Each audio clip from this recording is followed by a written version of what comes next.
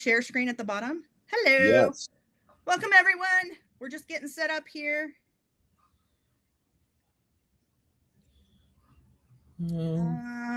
Let's see here. Hi, Doug. I don't see you. Let's see. How's that? Oh, there we go. Perfect. I see Doug, but I'm not sure. Oh, here we go. There we go. Oh, ha. Hey, boss. Perfect. There we go. Oh, there we go. Is that how we want it? That looks good. Yeah. Yeah. All I right. think it's fine. Let me see if I can do. It's a little better.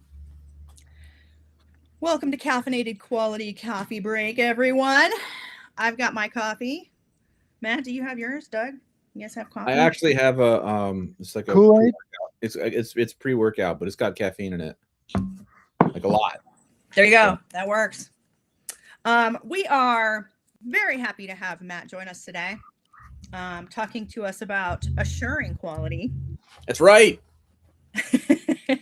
So I'm going to give you the floor, Matt. Fantastic. How many people do we have on the call? Well, it's hard to tell because these are streaming across both LinkedIn, YouTube, and Facebook. So we get on all of them. Okay. Wow. All right. So yeah. So there's no chat stream for me to look at people saying. No, there is. There is a chat stream. You should be able to look at it on the right. Okay. You see it? I press the chat button. Messages from audience will display here. So if you're in the audience, please send me a message. Otherwise, I'll just talk to Gwen and Doug. That works too. Yep. The nice thing is that it's always out there. So it's recorded. We have it live for those who are joining us live. You are welcome to add your thoughts, your questions, your perspectives right in the chat. So please add them and we'll make sure we get to them. I'll just start talking then, if that's... Let's do it. So it's really interesting to me that we have an ortho... So this AST is a context-driven testing group. Context-driven comes from a manifesto written in 2003 by James and Kem and Brett Petticord and Brian Merrick. And we were testers challenged the orthodoxy. We question things. We ask questions. And yet we have defined a set of rules that words mean very specific things. And if someone comes to a context-driven testing conference and they say, I can assure quality, they will get, how dare you, sir? So, but this whole group started out by questioning norms and saying maybe we could do it differently. And I got a different one for you today. And if you've followed me on LinkedIn really aggressively, you know, people say, for about 6 months, people say, you can't assure quality. And my response is typically, watch me, and I can do it. I'm sorry, you can't. I'm very expensive. So not untrue. So I want to do some background, some history, and then get into how I do it, how you can do it too. So beautiful. When I think about the organizations I've been with over the years that have really sort of grown reasonably quickly, right? Startups that take off, or even just insurance companies that just have a compound annual growth rate that just the competition is Blue Cross Blue Shield that wrote their software in COBOL 30 years ago. We're all online and they're in physical stacks of paper somewhere, and we just really could move faster than them. Some things happen. And one of them is when you start out, when you're a startup, the roles are not really clear and everybody kind of does whatever needs to be done. You're kind of like this overlapping Venn diagram here. And then something happens where you get more circles, more teams. We're going to have a mid-tier team, and we're going to have a Corba team, and we're going to have a business objects team. You get a whole team just to support one piece of infrastructure. And then all of a sudden the question is, who's responsible? And the teams carefully, we pursue a certain definition of maturity, and they carefully define their roles. And you could think of that, I need a visual for this. You could think of that as the circles getting smaller and pulling away from each other. And eventually there's a big hole in the middle. I had a problem once years ago. I was a project manager. What team is responsible for this? And the web team pointed at the DBAs. And the DBAs pointed at the data warehouse people. And the data warehouse people pointed at application development. And the application development guys pointed at the web guys. And I got them all in one room and said, who's really responsible? And they said, the problem is the customer. Give me a break. But you can see that happening where a ticket just bounces around between teams for weeks, months, years. Problems just don't get solved. And there's a word for it. I think it's ossify. I don't know. That sounds right. But this problem, we've done it to ourselves in testing. That's my thesis. I want to talk about the term QA for a minute. So my mentor was Ken Peer, who wrote the microcode on the Dorado, which was the world's second personal computer. And Ken said that the term tester, why QA is popular in Silicon Valley, is entirely a historical accident. So a tester was someone who took a physical piece of hardware and put it on a bench and put electrical messages into it, and then got error message out, or it smoked, that was bad, and then said it was good or bad. And it was a blue collar job. It was an hourly job. So when we said we want to have software testers that are blue collar or white collar, that probably have a college degree, that probably work 9 to 5 in an air conditioned environment at a keyboard, there's some confusion there. So somebody said, we'll call them QAs. And that's how the term QA became popular in Silicon. It's entirely historically accurate, accident. It has nothing to do with manufacturing or the process police or anything. It's just a tester, really. So for the past, I don't know how long, we have said we're not QAs, we're testers. The term QA is wrong. It doesn't work. So what we did in Context Driven over the past 20 years is we defined testing precisely. Testing is a technical investigation into product risk in order to uncover risk to quality. Things like that. I didn't get that word for word, but it's close. And then we can say, that's not testing. That's not testing. I don't do this. I don't do that. I don't do that. I don't do that. Make claims. What can testing? And I've heard this at conferences. People have really said this. In fact, this is part of the orthodoxy. This is part of the belief. Testing can never say it's fine. We can only find problems. So all we can say is, I didn't find any problems. I looked at it today on this specific hardware configuration. I didn't find any problems with these specific conditions just today. And that's the kind of claim people seriously say we should be making. Here's the problem with that claim. We're defining the job in a way that a middle schooler could do it. And then we complain when we're not paid, we're not respected, and we get laid off. There's just not a lot of value there. I think we can do better. In fact, there's this paper that says we don't need process. What we need are heroes. It was written in 1995 by one of the founders of the Context Driven Manifesto, James Bach. So the thing is, testing as I described it, precisely, correctly, using magical words, making promises that we can keep. It's not very heroic. So I went back to the definition of the word assurance, which is a declaration intended to give confidence, promise. So someone tell me we can't assure quality. Anybody would say that today. I can't assure quality. I can go LinkedIn and find 100 posts from today saying that. Watch this. Doug, ask me how the release is going to go tomorrow. How is the release going to go tomorrow? I think it's going to be fine. I just assured quality. I just did it. That's the word assured. I did it. It's not that hard. Now you could argue that I couldn't have that knowledge, or that's impossible, strictly speaking. But impossible things are what heroes do. So do you want to be a hero, or do you want to get, I don't know, laid off, low value, kicked around?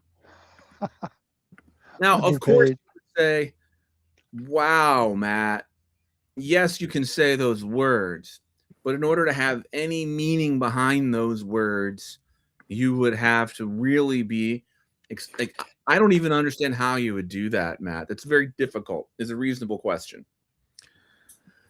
So, of course. In fact, when I was a cadet in Civil Air Patrol, we used to say, "We the willing, led by the unknowing, have been doing the impossible for the ungrateful. We've done so much for so long with so little. We are now qualified to do anything for nothing." That scroll was on a wall in our building for the entire time I was in high school. Every promotion board I went to, I would read that scroll while I was standing at attention. And there's kind of different ways to think about QA. You could think of it as like a hard guaranteed promise. Of course, you can't make a hard guaranteed. How would you know? Man, I can't promise that we're not going to have a nuclear war and the sun's going to come up tomorrow. In that sense, we can't promise anything. We all know that a promise like that is an opinion designed to help the other person sleep at night. And that is something we absolutely can do. I mean, if my life partner says, "What time are you going to be home so we can have dinner on time?" I'm going to pull it out of the oven. And I figure I can be home by 5, but I give myself some buffer and I say 6. It's still possible something goes wrong. I mean, I could have a flat tire. Something could happen that nobody expected. But I can still offer my assurances I'm going to be home by 6, reasonable assurances. And I think that's something that most testers have been able to do. Now, the problem is, as the orthodoxy tells us, we don't have management decisions. We don't have the ability to say you cannot release unless you fix these bugs. That's true. But then you flip it and you can explain the consequences. That's when you can say, these bugs are a risk to quality. They're known problems, and I can't assure quality unless they're fixed. And then you shut up, right? You're asking me to assure quality. You're making these management decisions. I can't. What do you want me to do? I've been in that position before, and 3 things have happened. The first one is that they actually listened to me and fixed the bugs, and we're good. The next one is that they say, just go back to being a tester, which is fine. Okay, I know all the orthodoxy. I've memorized all the definitions of words. I can do I can go back to what I was doing before anyway. It's fine. Or they can tell you to go back to just being a tester and sort of write off your opinion. And then there are quality problems. Then there are breaks. Then there are errors. Then there are customer losses. Then there's financial transactions in production that are incorrect. And how did QA do this? Oh, no, we told you we couldn't assure quality because of the management decisions. So we went back to our desks and just tested. Should we revisit that decision? And I've been in that environment where over time, it usually takes about three failures or 1 complete, like the website is down level failure, for the organization to say, yeah, we really do want you to have more influence in this area. We really want you to. So actually having a title of quality assurance and saying, I cannot assure quality because of things is very powerful. I actually talked to James Bach about this yesterday, and I believe the quote was pretty close, was something along the lines of, assuming you actually have influence and credibility, and there are consequences that you can predict, it could be possible to have, and you're willing to say, no, I won't assure it because of your choices. It could be possible to have a quality assurance role that's not management, that comes out of testing. So What is the problem with all this? Well, good. We're 15 minutes in. The problem with all this is that you have to be assertive, and testers have no idea how to do that. I should say, it's a generalization, but historically, I wasn't very good at being assertive when I got into testing. I only learned to do it by owning a consulting company. So classically, people make decisions. There are books that say managers are decision makers and testers are implementers. So to passive is to sort of give in whatever you say, boss. I'll do it. Okay. Most of us are familiar with aggressive. That's the boss that says, I need this report on Monday. And he tells you at 5 o'clock Friday night. So you're actually violating others' rights. You're actually saying, you don't matter. Only I matter. You got to do this. To be assertive is to say, this is what I need to be successful. And what are we going to do about that? Or eventually, this is what I need to stay in this job. So I would suggest QA. If we're going to call ourselves QAs, we need to learn to speak assertively. There's a fantastic book on this. When I say no, I feel guilty. It's 600 pages long. It's really dry. I wouldn't just say go out and read it, but I would say I got 13 minutes left to give you the highlights.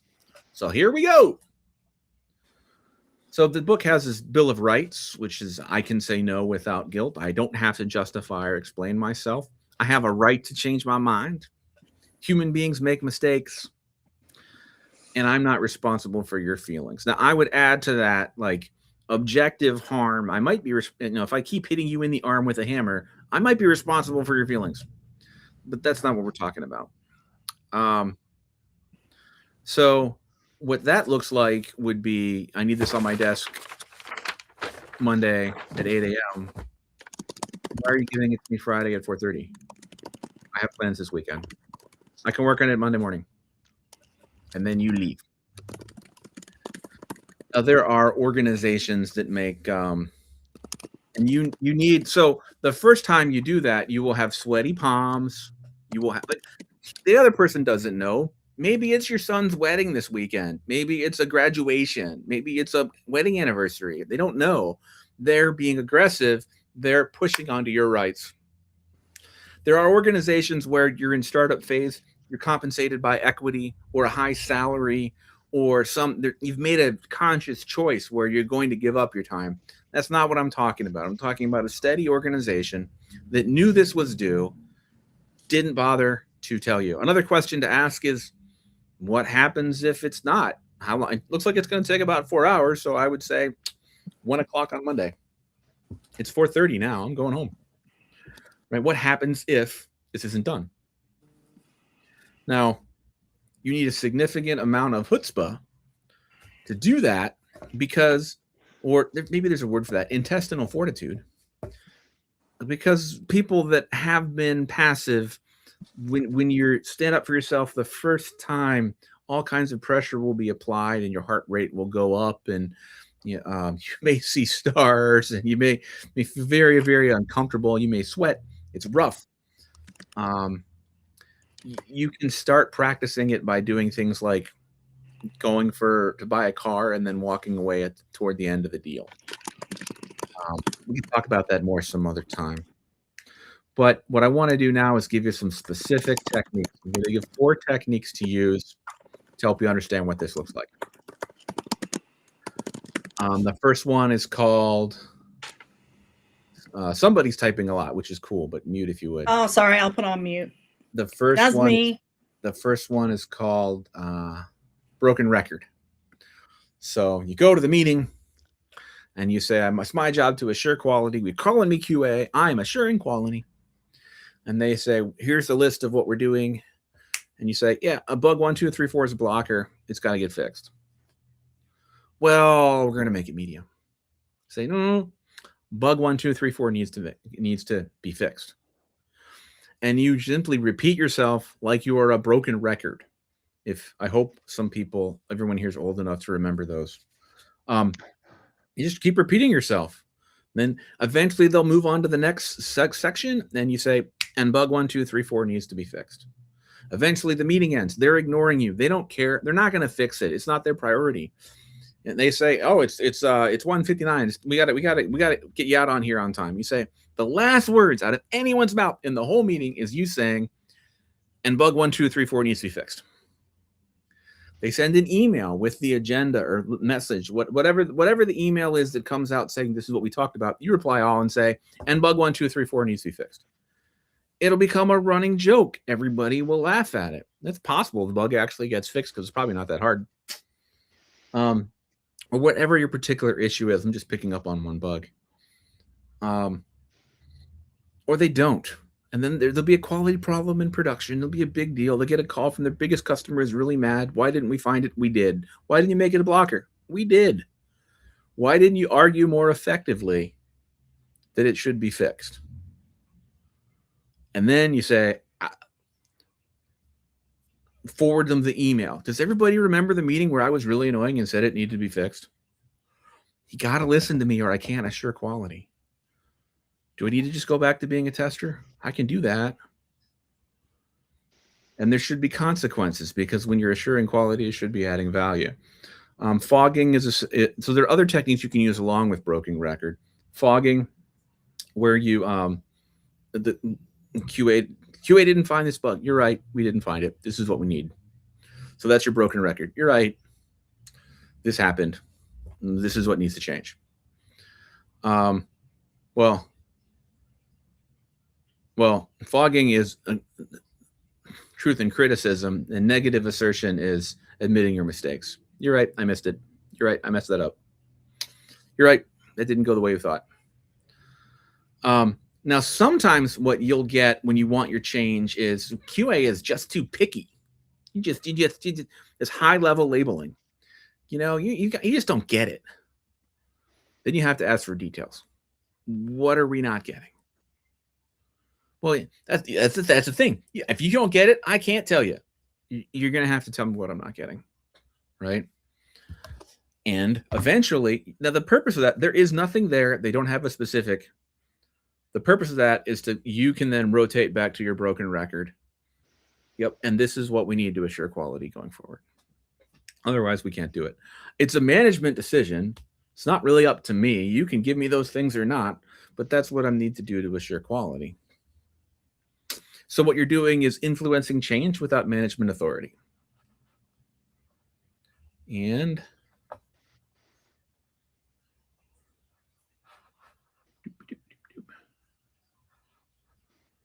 so I actually haven't thought this through because I thought I was going to run late.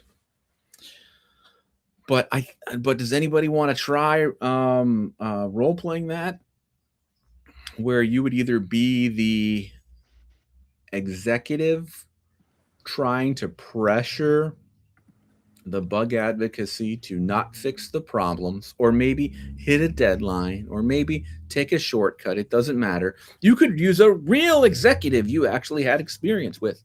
And then the other person or me would use these techniques to try to actually get the change they want. Does anybody have a story? I've got one if nobody else does. That's a story of trying to get something fixed and not succeeding. Yeah, or get a deadline extended. A time when an executive wanted to push something down the throat of the team to get a change, which was not tested properly, not developed properly, not defined properly, wasn't load tested, wasn't performance tested. Something was wrong. And the reality is testing probably just kind of said, well, it's up to you, and threw up our hands. But instead, we could try some of these techniques. I mean, I would say I've done the evil executive. You can play the evil executive, and I'll be the yeah. I've been that. We could do the role playing. From a story perspective, I think anybody who's been in quality for any amount of time has experienced the those moments of throwing your hands up in the air and going, okay, ultimately you are the ones making this decision. And as long as everybody's willing to accept the risk, right? Like, I think it becomes It But really I've said I'm culture. not willing to accept the risk. You are. But as long as you send me an email telling me that you will take the risk, we're good. Right. And that's And it, right? I got Is 2 that more you have weeks. to, and it's, I know that the industry has tried to clarify that, like, ultimately, quality, the testing team cannot be the full, owners of the responsibility around quality. Like, it's got to be, like, thankfully I've seen that shift a little bit over the years, but I do think you still get those moments where executives will come in and be like, no, we're moving forward. And I think that's where those moments come in, where you have to be able to show the data and be very articulate in terms of the risk that's associated with moving forward, right? Based off of what you know today, as well as what you may not know, right? So because Well, it could be, we just haven't had time. I'm challenging that orthodoxy. The Yeah. orthodoxy is whole team quality. The whole team owns quality. And to the extent that, like, you can't screw up on purpose and then blame the testers when things go wrong, that's true. Sure. Absolutely. But what if there were a role, probably comes out of test, that takes additional responsibility, that acts heroic, that says, no, so you need to develop influence. You need Yes. to have credibility. Yeah. You need to have people listen to you to say, and the problem might be, and I ran into this not that long ago. Look, every year you switch from one country to a lower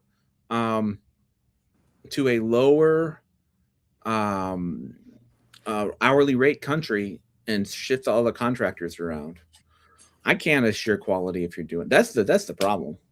All this other stuff is window dressing too. Until that changes, we're going to do the best we can. Yeah. So I mean, I think you have to make a better argument than that. Like, to me, one, to address your question about, like, yes, there's a special role. I would argue that anybody in a management or a leadership role has that responsibility, right? That to be the assertive voice in the room that says, here's what we know today. Here's what we don't know. Here's the current state, right? And here are the risks associated with moving forward. And if you want to go into management, that's fine. But if you want to stay a tester and have a specialized role where you don't have direct reports, I think you can also do it. Yeah, you can. Oh yeah, for sure. And I mean, I'm sure you witnessed that a lot, as in the consulting realm, right? I need a better argument. I need a better argument. I had every single person in the room say, "Yeah, he's right." Yeah, I mean, then you're hoping that common sense wins at that point. I would love to believe that in an ideal world that's the case. I do know that in some cases it's not, and frankly, it's a matter of risk versus reward, right? Like, I have seen cases where executives acknowledge the risk associated with it, and because of the reward associated with it, because for whatever reason in that context, right, getting that feature out is critical at that time, they are okay with accepting the level of risk and knowing full well that there may need to be follow-up activities if something does go wrong, if and when, right? Because in most cases it's when we've made a strategic decision, or either it becomes a strategic. Yeah, we're going to define quality in this way such that, like, shipping is a feature. Correct. Or we say, so in ROTC, we used to study what we'd call commander's intent. And to do this effectively, you have to be very well synced on commander's intent. What is the organization? So my definition of quality has to match yours. If they vary, it becomes, I can't teach that in a half an hour. Yeah. Right. So this is most useful when you've got one of our customers had a big rock with words on it. This was not the commandments, but this was the core values. Mm-hmm. And when you could go, okay, do it this way, consistent with this core value. Yeah. And if that when that is like, we don't really care, then it's going to get more difficult and not going to be able to solve all the world's problems in half an hour. So, which of those two is more powerful? Like, you want me to assure quality? Okay, this is what I need. Or I'm a tester, not a QA. Testers don't assure quality. We can only demonstrate the presence of bugs, not their absence. In fact, let's argue about the word test versus QA for half an hour. In fact, Yeah. let me tell you, you have to agree with me because I have defined all the words the right way, and my words are the right words, and you're wrong. Customer who gives me money and is my boss. Right. Yeah. Like, which of those is gonna go over better? I think it's gonna Yeah. be the first one. It's going to be A. Right. Right. It's going to be A. And I'm saying you can do it well with integrity. And this challenges Yeah. 25 years of context-driven thought, and it's about time. Yes.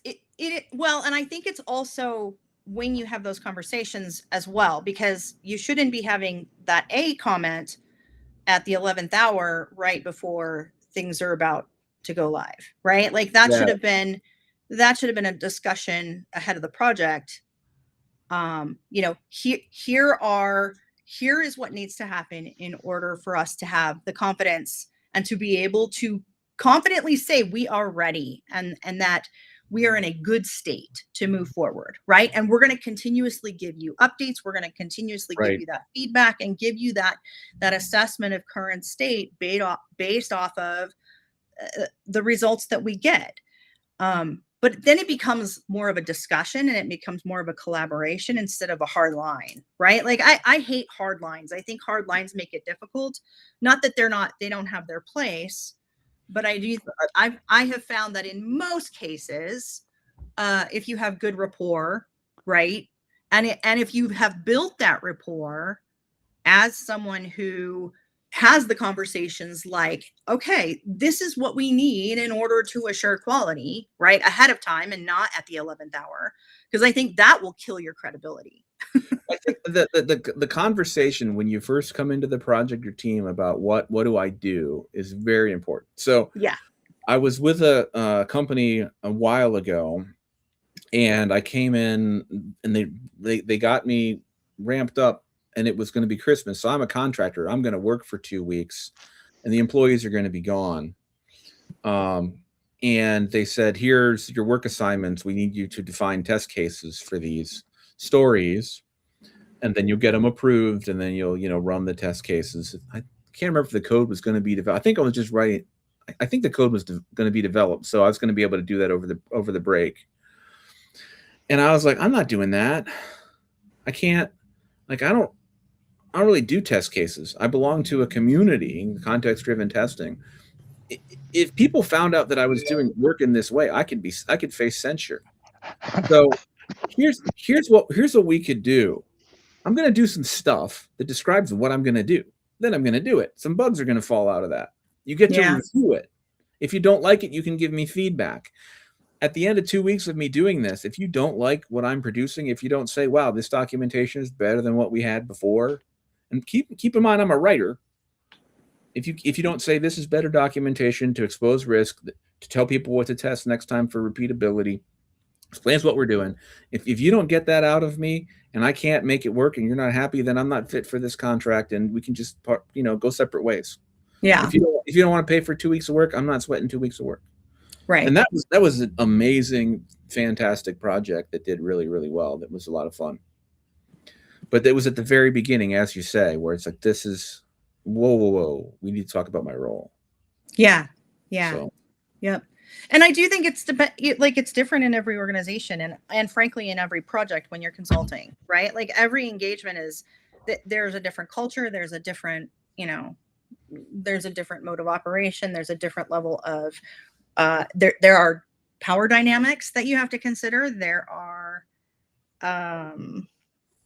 political dynamics that you have to consider.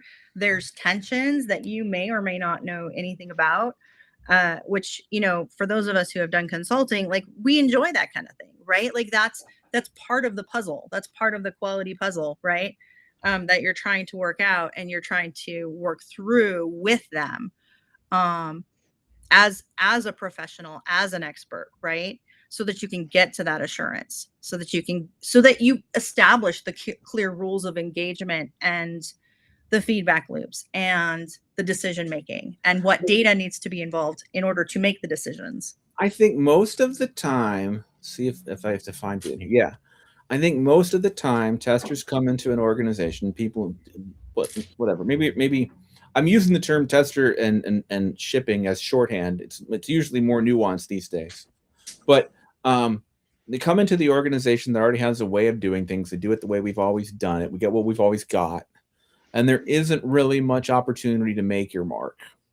So that is that passive. My opinion doesn't matter. So then the context-driven folks say, I'm going to own my work process. The human being is going to drive the testing. We lean toward real-time test design and execution and reporting. We lean toward exploration. But that's kind of meta level of like, how do we interface with other roles? What's expected of us? What can we promise? What can we deliver? We kind of take what we're given, or we fall back on the kind of context-driven orthodoxy. And I think that if we have some assertive skills, we can say, watch this. And that, it's a happier life. And you could have it is. And I got a 0% raise one year. I never got fired. Yeah. I mean, I will say it is something that, I think it's important to state that it is a skill that I think as an industry, we don't do well in. We don't do a great job. And I have watched teams struggle. I think it's part of the reason that quality continues to be this, debatable value add, right? I think not that it's the whole reason, but I think, the hands up in the air thing can't be our answer, right? It can't be oh, well, I guess we just have to live with it. And then playing this kind of victim of the environment kind of role. Like that's not that's not being the quality advocate. That's not being the person there who is standing up for doing the right thing. Right. I was doing some training years ago in a financial services company, and there was a young lady there who found like one bug all day, and that was really her. It was I couldn't figure out what I was doing wrong with the communication, because she kept coming back to the one bug she found in the morning. Like, I found this bug, and we're like, that's great. I don't understand. Like, she didn't find anything else all day, and she got promoted to senior like that day or that week. So I talked to someone else in the organization to help me understand. They said, oh, she's never made a project manager late, not once, because she didn't find any bugs. So what we do far too often, what people in our community do, is we slow down the project, we slow down the delivery, we get in fights with people, which is like all bad. It's all bad. And then we make no promises about what we're going to deliver. Right. And we argue over words, definitions. Yep. And then we wonder why we're not invited to the big meeting. Exactly. So how do we fix that? I mean, I guess that becomes the question, right? We have to reframe how we're showing up. Are there more people in here we can open it up to, or we just? I actually did ask some questions. So we're streaming on multiple platforms right now. Oh, we can't get them like in here. We can't like. I did include that in our community as well. Yeah. So I can open it up to everybody. Let me do that. Hold on. I mean, can we get them? Can I see them? Can I talk to them? Through their headphones, and they can't necessarily join the video. Yeah. So that's why we have the comments. All right, I am putting this on. Well, this is all my best and newest first drafted stuff. So yeah. I look forward to feedback to this. I think and I think it's worth potentially, like, obviously this is quick, right? It's a half hour. And I think it poses some challenges to the community in terms of how we're showing up as advocates. But I feel like there's a whole lot more we could dig into this in terms of techniques and walking through specific issues and specific areas where people are. I'd love to hear the what's the like, yeah, but my boss won't go for that. This is right. Like the actual real, because people are under incredible pressure. What amazes me when I was at the insurance company, what amazed me was how much pressure we've been put under to cut corners. Yeah. And then when So things much. break, like I had a manager tell me it doesn't have to be perfect. It just has to work. And I said, okay, if it doesn't have to be perfect, what parts of it cannot work? Right. Tell me the parts that don't have to work. Well, it all needs to work. So it does need to be perfect. Well, so like it amazed me that when things would go wrong, the pushback was, how could you have done this? It's like, this all of the pressure you apply. So Right. the people don't realize when they apply pressure, the shortcuts that they're asking the other person to make. It's usually hidden. My favorite example is I think it was Volkswagen. I think it was Volkswagen that, and there was another German company that lied on about their emissions test results, and they just lied. And what had happened was they got the real emissions test, and the executive said, "You need to go back and retest this. We need to be below a 0.5." Well, it's not. I don't know what to tell you. It's not. You're not hearing me. We need to be below a 0.5. And of course, the report came in. It's 0.49. They passed. And then the actual government emissions tests came in and they lied. And the executives were surprised. How could you do this? I don't understand. What was so there's this squiffiness of the interaction. Yeah. When pressure is applied, it's like, no. I just thought it was magically creating something from nothing. I didn't realize they were going to have to take shortcuts when they told me over and over again they couldn't do that in time. Right. I thought they're going to work late. I thought they're going to work through lunch. So, yeah. so taking the squiffiness of that and making it explicit, right? Oh, for sure. Yeah. I mean, being explicit is that's where those clear expectations come, right? We're our velocity is we're doing about, I don't know, 32 cards a week. It's 130 cards. It's going to be 4 weeks. That's how long it's going to take. It's math. Well, can you just work a little harder? Well, do you think we're slacking now? Do you think we're just goofing around? Is it because there are firefighters do in fact slack. You can do whatever you want, but you have to be able to put it down within 15 seconds to get into your outfit, slide on the pole, get in the fire truck, and go. So they work out. They cook. They make chili, whatever. They play cards. They train. You are allowed to slack and you can sleep. You can, but that is because we might need you for an emergency. So are you saying that in general we need to save emergency resources for times where we can push? No. You just need to push harder. Well, I can do that for a week or two, but beyond that, it's really unsustainable. Right. What are we talking about? Yeah. When this thing is over in 4 weeks, can we take some time off? Well, no. What are we talking about? What? And what does the data on productivity when you're in crunch mode really show anyway? There's not. It's not great. Yeah. It depends on who you study and who you read, but for software, people get to burn out very, very quickly. They do.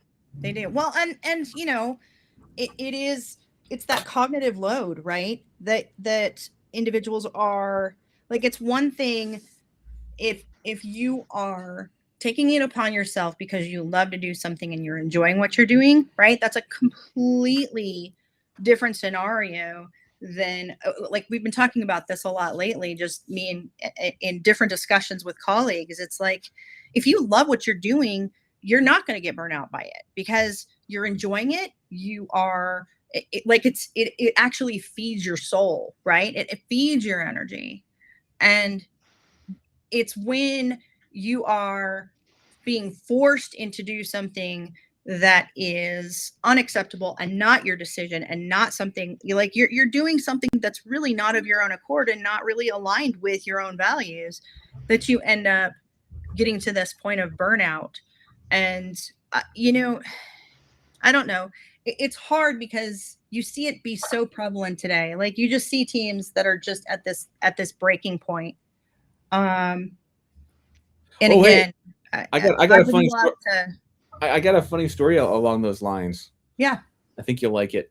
So when I was at the insurance company, we did privatized Medicare, and that was one of those deals where you had to, at 4 different checkpoints throughout the year, you had to get the right application, the right documentation, the right whatever, and you had to go live.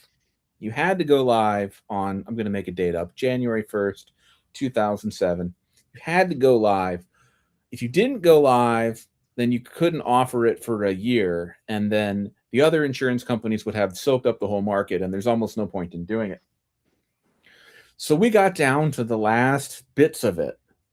And I was a technical project manager. I had a business project manager partner, and we would kick over chairs. We'd hang out in someone's cubicle because it was like 17 technical things that needed to happen for this thing to go live. So you needed to make this one change to the web server. You needed to make this one change to version control. You needed to push this thing over here. You needed to do that. Really predated modern CI/CD. We were doing it, man. We were doing it. It was Batman and Robin. We were doing it. And the last thing we had to do was legal had to approve the PDFs, which were the actual forms that people were going to, because they were seniors in 2007. So they grew up in the 70s. So, or they were adults in the 70s. So they had to print out the PDF, fill it in, mail it in, hand it in. We needed legal to approve it. It was the last step. It was all done. It was like, I don't know, 2:00 on a Friday. And the deadline was 5:00. No, I think it was Thursday. The deadline was Friday afternoon. And I was like, great, let's go upstairs to the legal office. And my partner said, what are you going to do, Matt? And I was like, we're going to send them an email asking them to do it. And we're going to stand in their cubicle until they approve it. And then we're going to get this thing done today. It's going to be done a day early. Right? It was the weirdest project because every single thing was done exactly on time. Like the first packet they handed to someone who drove to Washington, D.C. to hand deliver it because it was all done like 12 hours. For some reason, this organization, everything was always done just in time. Yeah. So let's get it done. Let's go talk to the people in legal and we'll get it done. Like, Matt, these people are professionals. They're lawyers. They have law degrees. You don't just go up to their office and stand there and make them sign a document that's approved. Right. I was like, yeah, we do. I've been doing that all year. I'm good at it. You asked me to do it. We defined the role this year. What's the difference? They're on the 3rd floor. And the guy said, no, Matt, these are professionals. What are we, chopped liver? Right. So are you saying we're not? So the point of the story is that they projected something, and maybe it's cultural, maybe it's, lawyers are a esteemed profession, whatever. But they projected something where, no, we're not, you're not doing that. And in fact, we didn't get the thing signed until the following Wednesday. And it was fine. After all that bluster, after all that, we actually had the website up and you could do, and you click, I want to get my Medicare, and you would get a message that said coming soon because they didn't approve the PDFs until the following Wednesday. After all that end of the world, we got to do it. Right. But they were able to project they were able to assert themselves instead of being passive, and that was accepted. And I dare submit that if we learned how to do that, our life would get better. I say that as someone who learned how to do that, and my life got better. So. Well, and I do think, you bring up a good point because, yes, things continue to move forward. Things are going to inevitably, right? Like things go on, you move on to something new. Things are what they are. And hopefully I do think it does bring up the idea of, what are the things that you can then go back and say, okay, here's what we thought went wrong. Here's what we thought went well. Like here's where we ran into some rough spots. How do we prevent this from happening moving forward? Right. That becomes part of that continuous improvement conversation that hopefully we've learned is a critical part of, the everyday process and the culture. I know that that's hard in some cases. and not all cultures support that. You would hope they would. Like, you would hope that would become the part of the day by day, and that it would just become a core given in terms of whatever environment you're in. But even if it's the quality team driving it initially, being able to sit back and go, okay, how did it go? Like, how did this go? What were the outcomes? Like, where did we trip up? Where were there communication issues? Where were there moments where we had the opportunity to do the right thing and maybe we didn't, right? And what was the outcome of that? Getting curious about it, right? And really kind of being willing to go in and not necessarily place blame, but like tackle the problems, right? Like tackle the problems as they are. I think that's what the Agile retrospective is supposed to It be. is. I don't know how we got away from it. I think we got away from it to some extent. I mean, well, people just weren't doing it. Like, they turned the retrospectives into I have seen everything with retrospectives. I have seen Legos be brought. Like, it's the weirdest thing. I don't know. What percentage of retrospectives do you think are actually effective at creating changes that are then experimented on that actually improve the performance of the team? Like, more good than bad. More than 50% of the time was well spent. I think it depends on the culture, and I think I have not seen it in a while. I will say that I have not seen it in a while. That's really interesting. It seems like people have adopted Scrum, which means using Jira, and then we don't really have the retros anymore at all. Or they do, and they don't. They just use it as an opportunity to. It becomes a bitch and moan session about whatever it is they're frustrated. I was trying to find a way to avoid using that word, but yes, that is. Yeah. It is like list all the problems that are somebody else's fault that preferably is in the room, and then change. It becomes a fault finding scenario, which is completely against what it was ever meant to be. And I've seen demos. Introspection, like, it's meant to be introspective. Like, what did we do? How did we trip up? What can we do to change, right? What's within our power to change? And that's the same thing. And you say, we need these. You kind of say, these are the risks that are outside the team, and you have a stakeholder, and you say, here you go. Right. Yep. I can't do anything about that. Can't do anything about that. Can't do anything about that. Well, then, okay, you could expect to see a 3 to 5% improvement over the next month or so, as we do what we can within our domain. But the exactly. Well, and either there's a reset of expectations, or whoever the leader is, right, in that scenario, is actually going to bat for their team and saying, okay, guys, we've got to do something better. Like, this is not working, and here's why. Yep. All right. Well, I probably should get going. Yeah, we're about time to wrap up. Great conversation. A little smaller than maybe we wanted, but that's okay. We're still getting back into the groove of this stuff. But thank you for those of you who are watching, and for those of you who joined us, and for those of you who are watching this not live, we hope that you'll continue the conversation in the threads. So those should be below the video that you're watching. So feel free to leave your comments there, and we'll continue. Tell me how wrong I am. Tell me how I'm terrible, because this man, please, can we just take Matt down a few notches? Yes, because then I'll improve it and make it better and help the misunderstandings get better. Be something worth your time. Thank you. Thanks all. Have a great week.